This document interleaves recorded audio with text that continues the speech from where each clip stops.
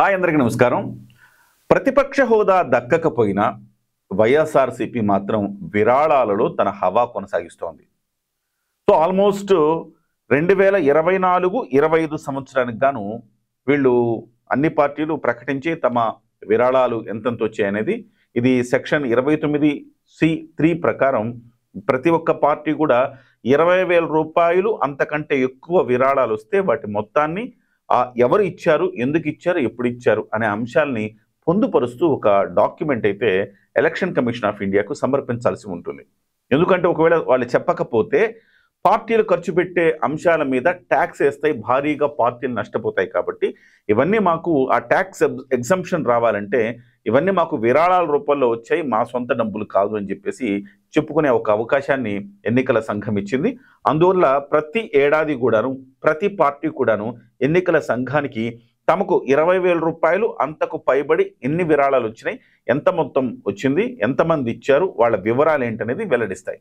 ఈ క్రమంలో 2024-25 సంవత్సరానికి వైఎస్ఆర్సీపీ హవా ఉంది అని చెప్పాలి. 140 కోట్ల రూపాయలు వైఎస్ఆర్సీపీకి విరాళంగా అందాయి. దాదాపుగా 32 మంది ఈ 140 కోట్లు 37 మంది కలిపి 140 కోట్లు ఇచ్చారట. సో నెంబర్ 1 పొజిషన్లో వైఎస్ఆర్సీపీ ఉంది. నెంబర్ 2లో తెలుగుదేశం పార్టీ ఉంది. 265 మంది కలిపి 83 కోట్లు ఇచ్చినట్టుగా తెలుగుదేశం పార్టీ ప్రకటించింది. అలాగే ఈ జాబితాలో జనసేన పార్టీ 3వ స్థానంలో ఉంది. 175 మంది కలిసి 25 కోట్ల రూపాయల విరాళం ఇచ్చినట్టుగా చెప్తా ఉన్నారు. వాళ్ళు కూడా ఒక నివేదిక సమర్పించారు. ఇక్కడ చూడండి, వైఎస్ఆర్సీపీకి కేవలం 37 మంది మాత్రమే పెద్ద పెద్ద విరాళాలు వచ్చినాయి వాళ్ళకి. అలాగే తెలుగుదేశం పార్టీకి 265 మంది కలిసి 83 కోట్లు ఇచ్చారు. అంటే చిన్న మొత్తాలు ఇచ్చినట్టుగా మనకు అర్థమవుతుంది. జనసేన పార్టీకి 175 మంది కలిసి 25 కోట్ల రూపాయలు ఇచ్చారు. అయితే జనసేన పార్టీకి అడ్వాంటేజ్ ఏంటంటే అనేక మంది విరాళాలు ఇచ్చేవాళ్ళు 500 నుంచి దాదాపుగా 5 లక్షల వరకు విరాళాలు ఇచ్చేవాళ్ళు ఉంటారు. ఎస్పెషల్లీ ఈ 20,000 లోపు విరాళాలు ఇచ్చేవాళ్ళు జనసేన పార్టీకి ఎక్కువ మంది ఉంటారు. 500 ఇచ్చేవాళ్ళు, 1000 ఇచ్చేవాళ్ళు, అంటే వాళ్ళ జీతంలోనో లేకపోతే ప్రతి నెల రికరింగ్గా పెట్టుకుంటారనమాట. ప్రతి నెల నా అకౌంట్ నుంచి 500 రూపాయలు జనసేన పార్టీకి వెళ్ళిపోవాలి, 1000 రూపాయలు జనసేన పార్టీకి వెళ్ళిపోవాలి. అట్లాంటి డివోటీస్ ఉన్నారు జనసేన పార్టీకి అని చెప్పాలి. బహుశా ఆ సంఖ్య ఇంకా ఎక్కువ ఉండొచ్చు. అంటే 25 కోట్ల రూపాయలు కంటే కూడా ఆ సంఖ్య ఇంకా ఎక్కువ ఉండొచ్చు అని నేను అనుకుంటున్నాను. ఇతర పార్టీలకు భిన్నంగా జనసేన పార్టీకి చిన్న మొత్తాలు ఇచ్చేవాళ్ళు ఎక్కువ సంఖ్యలో ఉన్నారనేది మనకు వస్తున్న సమాచారం.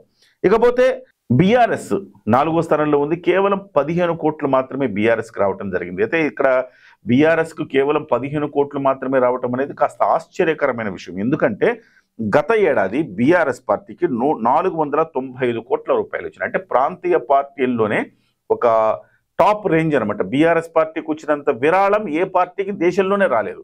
495 కోట్లు వచ్చినాయి 2023-24 సంవత్సరాలు. బహుశా అది ఎన్నికల ఏడాది కాబట్టి బహుశా బీఆర్ఎస్ పార్టీకి ఈ హైదరాబాద్లో ఉండే పెద్ద పెద్ద పారిశ్రామికవేత్తలు విరాళంగా ఇచ్చి ఉంటారు. అందుకే 495 కోట్లు వచ్చింది. అలాగే 2023-24లో వైఎస్ఆర్సీపీకి కూడాను 121 కోట్లు వచ్చినాయి. తెలుగుదేశం పార్టీకి 100 కోట్లు వచ్చాయి. అలాగే ఇక బీజేపీ కాంగ్రెస్ పార్టీలకైతే 2023-24లో బీజేపీకి అత్యధిక విరాళాలు వచ్చి 2243, అంటే 1000 కోట్లు, 2000 కోట్లకు పైగా విరాళాలు బీజేపీకి దేశవ్యాప్తంగా రావడం జరిగింది. కాంగ్రెస్ పార్టీ ఇందులో చాలా వెనకబడి ఉందని చెప్పాలి. ఈవెన్ బీఆర్ఎస్ పార్టీ తెలంగాణ నుంచి సంపాదించిన విరాళం కూడా కాంగ్రెస్ పార్టీ సంపాదించలేకపోయింది. కేవలం 289 కోట్ల రూపాయల విరాళం మాత్రమే కాంగ్రెస్ పార్టీకి 2023-24లో రావడం జరిగింది. ఇక ఈ సంవత్సరం మనం మాట్లాడుకుంటున్నట్టుగా 2024-25 సంవత్సరానికి మాత్రం వైసీపీదే హవా. 140 కోట్లు, తెలుగుదేశం పార్టీ 23 కోట్లు, జనసేన పార్టీ 25 కోట్లు, బీఆర్ఎస్ 15 కోట్లు ఉండగా ఎంఐఎం విచిత్రంగా గత సంవత్సరం ఈ సంవత్సరం కూడా ఎంఐఎం మాకు అసలు 20,000 పైబడి ఎవరు విరాళాలు ఇవ్వలేదు, కాబట్టి మాకు సమర్పించాల్సిందైతే 0 ఉందని చెప్పేసి ఎంఐఎం చెప్పింది. ఏదేమైనా ఇవన్నీ కూడా ఎందుకంటే గతంలో 2023-24 వరకు అంటే ఈ సంవత్సరం ఎన్డీఏ ప్రభుత్వం మళ్ళీ అధికారం చేపట్టిన తర్వాత ఎలక్టోరల్ బాండ్స్ అనేవి ఇచ్చేవాళ్ళు గతంలో. అంటే అవి పేరు చెప్పాల్సిన అవసరం లేదు, అలా పార్టీలకు ఇవ్వచ్చు. కానీ ఈ సంవత్సరం దాన్ని నిషేధించింది కోర్టు. కాబట్టి ప్రతి ఒక్కళ్ళు తమ కంపెనీ పేరు కావచ్చు, ఆ విరాళం ఇచ్చిన వ్యక్తి పేరు కావచ్చు, తప్పనిసరిగా చెప్పాలి అనేది నిబంధన పెట్టారు. అందుకే ఒక రకంగా చెప్పాలంటే ఆ రకంగా బీఆర్ఎస్కి విరాళాలు ఇవ్వటం కొంత తగ్గిందేమో అని కూడా మనం అనుకోవచ్చు.